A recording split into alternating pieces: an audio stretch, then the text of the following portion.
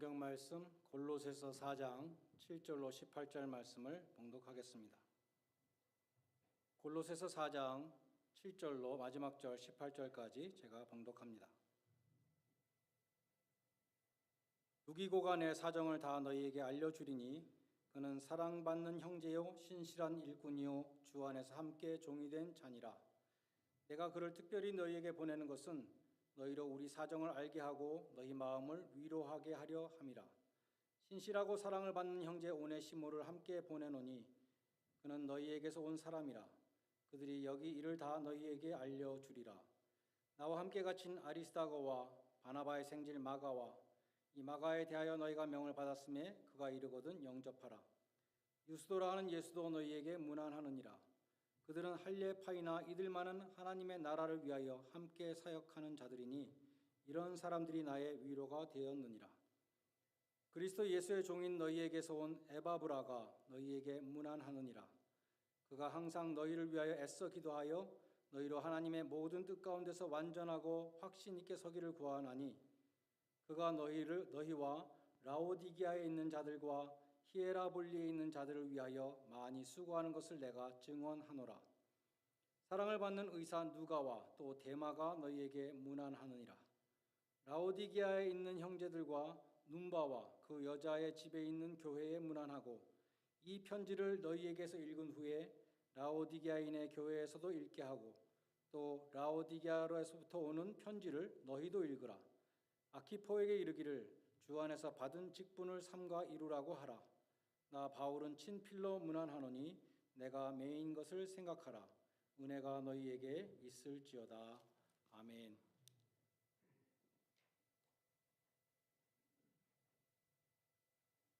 마이라 브룩스 웰치라는 사람이 글을 쓴 것이 있는데 경매에 나왔던 어떤 낡고 흠집 투소미의 그 바이올린 이야기를 했습니다.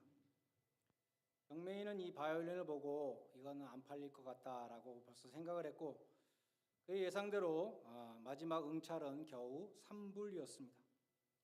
경매인이 3불 하나, 3불 둘, 3불 마지막 뭐 이런 식으로 이제 끝내려고 하는데 어떤 백발의 노인이 나와서 활을 손에 들고 그 오래된 바이올린의 먼지를 닦아냈습니다. 스트링을 조이고 아름다운 곡조로 As Sweet as an Angel Sings라는 그런 곡을 연주했습니다. 연주가 끝나자 경매인은 이제 흥분한 목소리로 바이올린과 이 활을 들고 외쳤습니다. 여러분, 이 바이올린을 얼마에 사시겠습니까? 그 바이올린은 3불이 아닌 3,000불에 팔렸습니다. 군중들은 환호했지만 어떤 사람들은 소리쳤습니다. 이해를 못하겠습니다. 무엇이 바이올린의 가치를 갑자기 바꿨습니까? 경매인이 대답했습니다. 거장의 손길입니다. The touch of the master. 많은 사람들이 죄에 눌리고 찢긴 채로 망가진 삶을 살고 있습니다. 생각이 없는 군중들은 그런 사람을 가치 없게 여깁니다. 낡은 바이올린처럼 말입니다. 어리석은 군중들은 결코 이해하지 못합니다. 주님이 임하셔서 그 사람을 만져준다면 주님의 손으로 변화된 그 사람의 그 영혼의 가치가 얼마나 소중한가 사람들은 이해하지 못하는 것입니다. 오늘 본문은 아주 평범한 사람들, 이름도 없고 빛도 없는 사람들이 나옵니다. 그들이 하나님의 손에 붙들려서 사용되어졌을 때 얼마나 귀한 사역을 감당했는가를 보여주는 것입니다. 먼저 7절에 보면 두기고라는 사람에 대해서 사랑받는 형제요 신실한 일꾼이요 주 안에서 함께 종이 된 자다 이렇게 소개합니다. 그는 바울이 골로새에 보내는 그 편지를 전달한 사람입니다. 로마에서 오늘날 터키의 중부지방까지 얼마나 먼 거리를 걸어갔을까요? 뿐만 아니라 골로새 교회의 빌레몬이라는 교인에게 개인적으로 보내는 이 빌레몬서도 전달했고 16절에 보면 지금은 없어진 이 라오디게아서도 전달했습니다. 에베소서 6장 21절에 보면 에베소 교회에 보내는 에베소서도 전달했음을 알 수 있습니다. 그처럼 이 두기고는 머나먼 거리를 마다하지 않고 바울의 편지를 전달하는 이 포스트맨의 역할을 했던 것입니다. 만약 두기고가 자신의 일을 충성되이 감당하지 않았다면, 그래서 골로새서와 에베소서가 전달되지 않았다면 어떻게 되었을까요? 에베소 교인들과 골로새 교인들이 당시에 꼭 필요했던 그 가르침을 못 받았을 뿐만 아니라 오늘날 우리가 이 성령의 감동으로 기록된 이 바울의 서신들을 통해서 하나님의 말씀을 받을 수 없었을 것입니다. 누군가 말하기를 이 세상에서 가장 큰 능력은 dependability라고 어떻게 해석할까요? 믿을 수 있음 이렇게 할까요? 그렇게 말했습니다. 틀림이 없는 사람, 안심하고 맡길 수 있는 사람, 그 사람이 최고라는 것입니다. 그런 면에서 두기고는 큰 은사를 가진 사람이었습니다. 두기고는 글을 남기지도 않았고 업적을 남기지도 않았습니다. 그는 매우 평범한 바이올린이었습니다. 그러나 하나님이 그를 천국의 오케스트라에 사용하실 때에 정말 아름다운 음악을 연주하는 바이올린이 됐던 것입니다. 다음으로 10절에 보면 아리스도고라는 사람이 나옵니다. 바울은 그에 대해서 나와 함께 갇힌 자라고 소개합니다. 이 아리스도고 역시 기적을 행하거나 위대한 업적을 남긴 사람은 아닙니다. 그러나 사도행전을 읽어보면 바울이 어려운 일을 겪을 때마다 항상 옆에서 있던 사람 명단에 아리스도고가 나옵니다. 에베소에서 바울이 우상 숭배하지 말라고 가르치니까 그 에베소에서 폭동이 일어났습니다. 크도다 아데미, 우리 에베소의 아데미 여신이여 하면서 막 군중들이 바울과 함께 다니던 사람 이 아리스도고를 알아보고 붙잡아서 연극장으로 막 끌고 들어가는 그러한 봉변을 당했습니다. 바울이 로마로 호송되어 갈 때에 유라굴로라는 엄청난 폭풍을 만나서 죽을 고비를 넘기는데 그 자리에 그 배에 아리스도고가 함께 타고 있었습니다. 그리고 오늘 본문에 보면 로마에 갇혀 있는 바울의 곁에 또 아리스도고가 있었던 것입니다. 함께 갇혔다는 말은 아마도 아리스도고가 바울에게 도움과 위로를 주기 위해서 감금 생활에 동참했다는 뜻일 것입니다. 그는 말하자면 자원에서 메인자가 된 것입니다. 바울은 11절에서 고난의 동반자 이 아리스도고와 같은 사람들이 자신에게 위로가 된다고 말합니다. 이어서 10절은 마가 소개합니다. 바나바의 생질이라 이렇게 소개합니다. 바나바의 조카라고 소개합니다. 바울과 바나바는 2차 선교 여행을 떠나기 전에 이 마가의 문제를 놓고 심히 다투다가 피차 갈라섰습니다. 1차 선교 여행 때 그 와중에 중간에 탈락했던 집으로 돌아갔던 이 마가를 또 데리고 갈 것인가 말 것인가를 놓고 바울과 바나바 사이에 의견이 충돌한 것입니다. 마가는 부잣집 아들이었습니다. 사도행전 12장 12절에 보면 베드로가 천사의 도움으로 그 옥에서 나와서 성도들이 기도하고 있는 그 집으로 갔는데 그 집이 마가라는 요한의 어머니 마리아의 집이었다고 기록되어 있습니다. 사도행전 1장 15절에 보면 120명 정도의 무리가 다락에 모여서 기도하다가 가룟 유다 대신 마띠아를 뽑았는데 사람들은 흔히 그 장소를 마가의 다락방이라고 추측합니다. 오순절 성령이 임하신 곳도 우리가 흔히 마가의 다락방 이렇게 말하지 않습니까? 그처럼 이 마가의 집은 예루살렘 교회 그 교인들의 집들 가운데 가장 큰 집이었던 것 같습니다. 마가는 그처럼 부유한 집에서 유복하게 자란 사람이었습니다. 그는 고생을 안 해본 사람이었습니다. 그런 사람이 험한 이 선교 여행을 하다 보니까 편안한 집 생각이 절로 났을 것입니다. 사도행전 13장 13절에 보면 바울 일행이 구브로 섬에서 배 타고 밤빌리아라는 버가에 이르니 요한은 마가를 가리킵니다. 저희에게서 떠나서 예루살렘으로 돌아갔다라고 기록되어 있습니다. 바울은 그때 매우 속이 상하고 실망했던 것 같습니다. 그래서 2차 선교여행을 떠나는데 바나바는 자기 조카를 또 데리고 가자. 그러니까 바울은 강력하게 반대했습니다. 두 사람은 심히 다투고 갈라섰습니다. 바울과 바나바의 선교팀은 그렇게 깨졌습니다. 그러나 성경을 계속 읽어보면 바울과 바나바는 원수로 결별하지 않았습니다. 훗날 빌레몬서 24절에서 바울은 바나바를 가리켜서 나의 동역자라고 부르고 있습니다. 바울과 마가는 어떻게 됐을까요? 바울과 마가도 다시는 안 만나는 관계로 끝나지 않았습니다. 오히려 디모데후서 4장 11절에 보면 디모데에게 말하기를 마가를 데리고 오라. 저가 나의 일에 유익하니라 말합니다. 그리고 오늘 본문 10절에 보면 바울이 지금 로마에 갇혀 있는데 마가가 그 자리에 있는 것을 볼 수 있습니다. 그리고 마가가 지금 너희에게 가는데 도착하면 잘 영접해라 이런 부탁까지 하는 것입니다. 하나님의 은혜로 마가는 첫 실패를 극복하고 하나님의 귀한 종이 되었습니다. 그는 심지어 마가복음을 기록했습니다.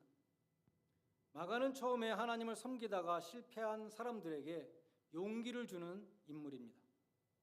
그는 사역에 복귀해서 하나님의 신실한 종임을 다시 증명했습니다. 바울에게도 끝까지 남는 사람이 되었습니다. 바울은 10절로 12절에 보면 그와 함께 로마에 남아있는 6명의 동역자를 언급합니다. 그 중에 3사람 아리스다고와 마가와 유스도는 유대인이고 3사람 에바브라와 누가와 데마는 이방입니다. 우리는 별 생각 없이 이방인 3명, 유대인 3명 이렇게 지나갈지 모르지만 당시에 서로 상종하지 않았던 유대인과 이방인이 3명씩 바울과 함께 있었다는 것은 정말로 파격적인 일이었습니다. 에베소서 2장 14절에 보면 주님의 십자가는 유대인과 이방인 사이에 막힌 담을 허셨다 이렇게 말씀합니다. 유대인과 이방인을 막는 담은 실제로 예루살렘 성전에 있었다고 합니다. 예루살렘 성전은 여러 겹의 뜰들로 둘러싸여 있었습니다. 동심원이었습니다.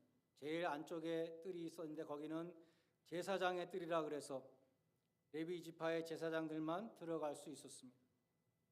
그 다음에 이스라엘의 뜰이라는 곳이 있었는데 이스라엘 남자들만 들어갈 수 있었습니다. 그 다음에 여인의 뜰이 있었습니다. 이스라엘 여자는 거기까지만 갈 수 있었습니다. 거기서 5계단을 내려오면 높이가 1.5m 되는 돌로 된 장벽이 있었습니다. 이것이 이방인과 유대인을 가르는 담입니다. 거기서 14계단을 내려오면 거기가 이방인의 뜰, 아주 넓은 뜰, 예수님이 장사하는 사람들을 쫓아냈던 큰 뜰이 있는데 그것이 이방인의 뜰이었습니다. 다시 말해서 예루살렘 성전에 실제로 유대인과 이방인을 가르는 담이 장벽이 있었다는 것입니다. 사도 바울이 말씀하는 유대인과 이방인 가운데 그 막힌 담이란 그처럼 실제로 있었던 것을 비유적으로 말씀하는 것입니다. 바울은 그 유대인과 이방인을 막는 담이 예수 그리스도의 십자가 피로 허물어졌다 이렇게 말씀하는 것입니다. 유대 역사가 요세푸스에 의하면 이방인을 막는 그 담은 매우 우아하게 건축되었고 일정한 간격으로 세워져 있던 이 기둥에 헬라어 라틴어로 경고문이 새겨져 있었다고 합니다. 외국인 출입 금지. 1871년에 발견된 헬라어 경고문이 이스탄불 박물관에 소장되어 있는데 가로 1m 정도의 흰 석판에 이렇게 새겨져 있다고 합니다.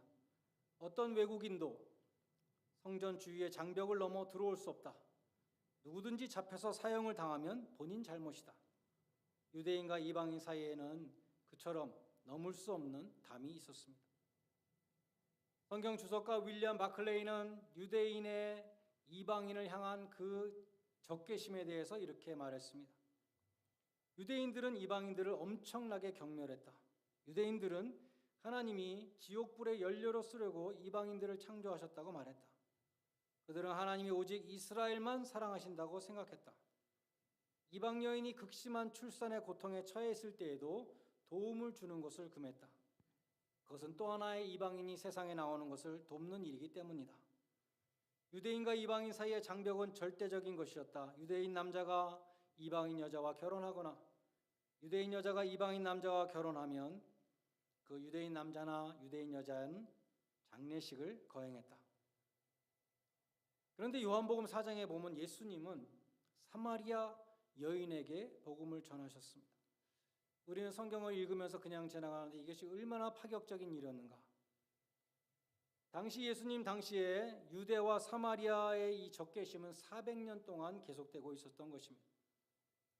유대인들은 바벨론 포로 생활을 하면서도 민족의 피를 지켰는데 북이스라엘이 멸망하면서 아수르에게 멸망당한 이 북이스라엘은 아수르 민족과 피를 섞어서 그것이 이제 사마리아인이라는 것이 된 것입니다. 유대인들이 보기에 그것은 용납할 수 없는 일이었습니다. 또한 사마리아인들은 예루살렘에 있는 그 성전을 대신해서 그리심산에 자기들의 성전을 또 세웠습니다. 유대인의 기도문에 보면 부활의 때에 사마리아인들을 기억하지 마소서 이런 구절도 있다고 합니다. 게다가 예수님이 대화를 나눈 이 사마리아 사람은 남자가 아니라 여자였습니다. 엄격한 랍비들은 공공장소에서 여자들에게 인사하는 것조차 금했습니다. 어떤 바리새인들은 멍들고 피 흘리는 바리새인이라고 불렸는데 그 이유는 여자를 볼 때마다 눈을 감아가지고 길에 자꾸 넘어졌다는 것이죠. 그래서 거룩한 멍이 많이 들었다는 것입니다. 그러나 예수님은 사마리아 여인과 대화를 하셨을 뿐만 아니라 나에게 물을 좀 달라고 그러셨습니다. 이방 여인이 사용하는 그 물그릇을 사용하는 것은 제의적으로 오염되는 행동이고 무리를 크게 일으키는 행동이었습니다. 예수님은 당시에 전통이 금하고 있었던 그 장벽을 훌쩍 뛰어넘으셨습니다. 그렇게 하심으로 지극히 영광스러운 이 교회의 모델이 되셨습니다. 성령이 충만한 사람은 인종차별을 할 수 없습니다. 인종차별은 예수님의 가르침의 정면으로 위배되는 것입니다. 바울은 오늘 본문에서 동역자들을 소개하면서 함께라는 단어를 계속 사용합니다. 두기고에 대해서 주 안에서 함께 종이 된 자라. 아리스다고에 대해서는 나와 함께 갇힌 자라고 소개합니다. 유스도를 비롯한 3명의 유대인 동역자들에 대해서는 함께 사역하는 자들이다라고 그렇게 말합니다. 유대인 3명, 이방인 3명이 바울과 함께 있었습니다. 어떻게 유대인과 이방인이 함께 사역을 할 수 있습니까? 어떻게 오네시모와 같이 노예가 그것도 자기의 주인 빌레몬의 돈을 훔쳐서 도망 나온 이 노예를 향해서 나 신실하고 사랑받는 나의 형제라고 바울은 어떻게 말할 수가 있습니까? 어떻게 배경도 다르고 성격도 다른 사람들이 함께 동역할 수 있었을까요? 말씀드린 것처럼 예수님께서 십자가에서 그 막힌 담을 허셨기 때문입니다. 예수님이 막힌 담을 다시 세운다면, 다시 장벽을 세운다면 그는 하나님을 대적하는 자요, 하나님의 저주를 자초하는 자가 되고 말 것입니다. 나아가서 이방인과 유대인이 함께 일할 수 있는 것은 공동의 목표를 갖고 있기 때문이었습니다. 11절에 보면 하나님 나라를 위하여 함께 사역하는 자들이다. 이방인 3명과 유대인 3명이 하나님 나라를 위하여 함께 사역하는 자들이라고 소개합니다. 공동의 목표가 있었기 때문에 그들은 그 모든 차이를 극복하고 함께 사역할 수 있었습니다. 우리도 하나님 나라를 위하는 것이 공동의 목표가 될 때에 우리 사이에 있는 그 모든 차이를 다 극복하고 사역하는 교회가 될 수 있습니다. 교회는 헬라어로 에클레시아인데 부르심을 받은 자들이라는 뜻입니다. 우리는 무엇을 위해서 한 교회로 부르심을 받았습니까? 하나님의 나라를 위하여 동역하라고 한 교회로 부르심을 받았습니다. 내 마음에 쏙 드는 사람이 한 명도 없다. 그렇다 하더라도 우리는 하나가 되어야 합니다. 저 사람은 나하고 너무나 안 맞는다. 그렇다 하더라도 그 사람과 동역해야 합니다. 왜냐하면 우리는 모두 하나님의 나라를 위하는 이 공동의 목표하에 모인 사람들이기 때문입니다.